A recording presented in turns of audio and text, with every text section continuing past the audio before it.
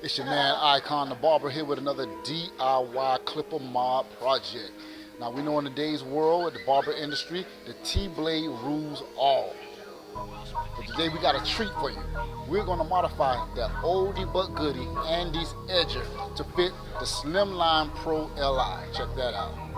Yeah, stay tuned, stick with your boy. I'm going to teach you something today. So to start with our modification, we have the Andis Edjer blade, which is an oldie but goodie. We have our good trusty bench grinder. I use this a lot. All you need is a simple one. They can be found for a reasonable price at any yard sale or flea market. We're going to start by disassembling our blade, making sure to be careful that you can keep up with all screws and parts of the blades, because you're going to have to reassemble it. Now the wheel you see on my bench grinder is actually a special type of wheel that's made to not shave off a lot of metal from your blades. In this process, I'm going to be shaving down the top flat part of the blade. Also, I'm going to angle and put a nice crisp sharp edge on the end of the blade to have it hitting like a razor. As we take a look at the blade, you can see the thickness of the blade.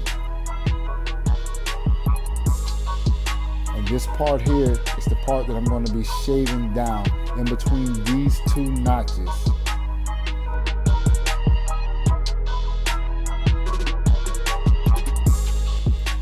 So the top flat part of the blade, I'm going to make sure that I hold that as flat against the grinding wheel.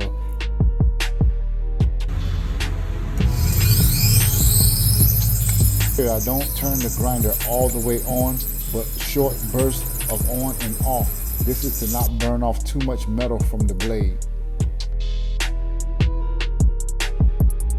Make sure that you constantly check your blade to make sure that you're not shaving it down too thin or that you are messing with the length of the teeth.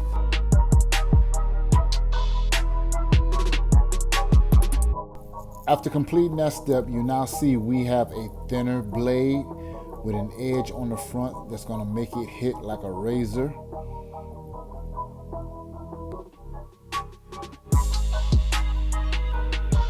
And our next process is going to be to deburr some of the sharp edges that was created by the sanding wheel. This is a wire brush. This brush is going to take off any hard nicks, and it's going to prep the blade for the next step, which I'm going to show you. In this next step, I will use an Orbital sander. I have on it 2500 grit sandpaper, moving the blade in a figure 8 motion a total of 25 times. This is going to help to smoothen the blade out, make sure there are no sharp burrs that the wire brush didn't miss, and it's also going to add a shine onto the blade, helping the blade to glide smoothly across the client's skin. After that cycle, now we're going to wipe off our blade, and we're going to watch how much of a shine that presented to it.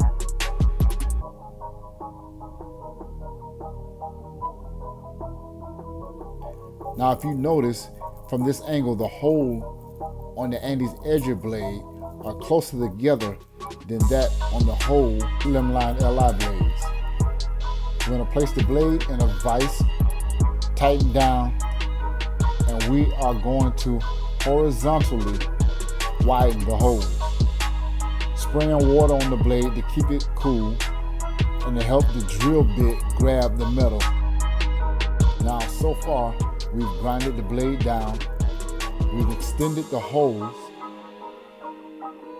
As you can see the difference between the length from the center holes on the Slimline Li blade and the length from the center holes on the Andis Edjer blade. Our next step, I'm going to show you how to stack differently the blades on top of each other so that it'll work.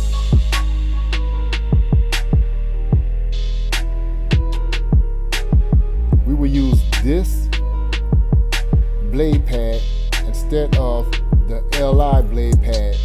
Some people like to drill and make the holes longer on the Li blade pad, but we're actually going to use the original blade pad from the Andis Edjer. since the holes are already elongated. We're also going to stack the components back on top of the blade, and we're going to use them in this way.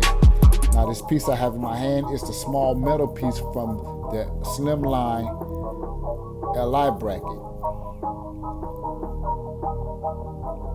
Sit the white piece down first, sit the spring down on top of that, and then the metal bracket on top, followed by your screws. It may take some time and a little elbow grease, but here we have our finished project.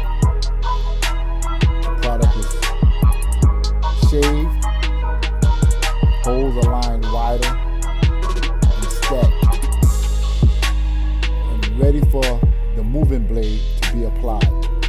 And a tip here, to help my moving blade move better and stay put, I crazy glue it in there. Now let's see how the finished product works on the client. And I specifically love these on kids because when you have that sidebar where you're edging them up, and sometimes that T-blade is a little too long, and if they look up, if they frown, squint, or anything, that could be the end of their eyebrow. But with this blade, you have such room left for error that you don't have to worry about that. Female barbers, they'll be able to be more comfortable doing a man's goatee. Let's take a moment and listen to the crispiness of these blades.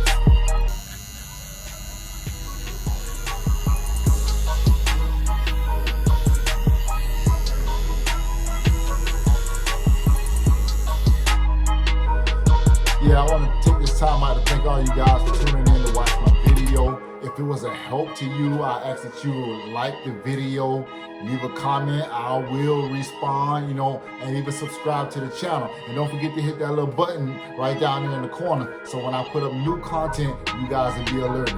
This is Dabarber. Till next time.